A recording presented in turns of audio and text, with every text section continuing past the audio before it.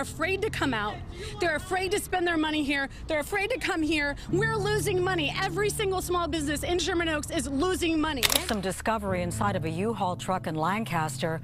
A man murdered and stuffed into a trash bin. Homeless encampment is growing tonight near one of LA's wealthiest communities. Attack on a side street in Reseda in late March claimed the life of a 60-year-old man who was getting out of his work truck when someone drove up and shot him to death. It's just one of the dozens of inexplicable tragedies that have driven up LA's murder rate. News in Exposition Park, where an LAPD officer has been shot. Our I-team has some new data that shows an important measure of violent crime across the U.S. The number of murders has been dropping in almost every large city for more than a year, except, it seems, here in L.A. By mid-March, the number in LA had risen 30%. By the end of last week, 81 people had lost their lives to violence this year.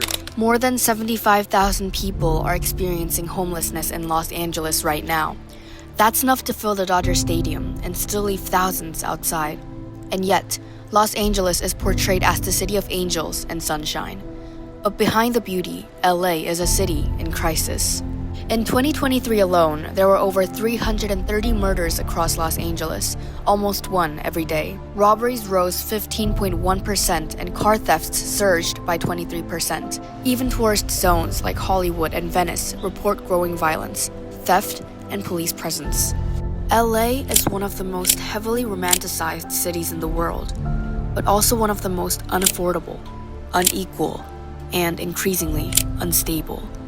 It has one of the highest homelessness rates in America and some of the fast-rising crime statistics in the country. LA is incredibly diverse. Nearly 49% of the residents identify as Hispanic or Latino, 26% as white, 15% Asian, and 9% Black. But that diversity is split by deep racial and economic inequalities. The poverty rate in Los Angeles is 17.6%, far above the national average of 11.5%. The median rent in LA has reached $2,950 per month, up 16% from pre-pandemic levels.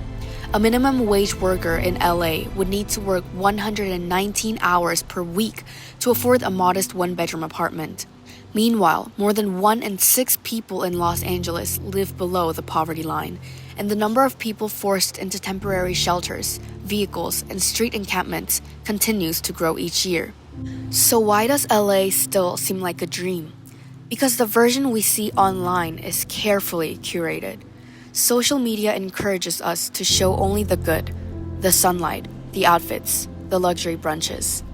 Cities like LA become aesthetic brands, and the harder truths are cropped out. Social media shows us what's designed to go viral. The algorithm prioritizes light, color, and luxury over systematic inequality and street-level truth. The result is a curated portrayal of a city that often erases hardship and, worse, glamorizes settings of struggle without context. We use social media not just to connect, but to escape. Cities like LA become avatars of who we wish we could be.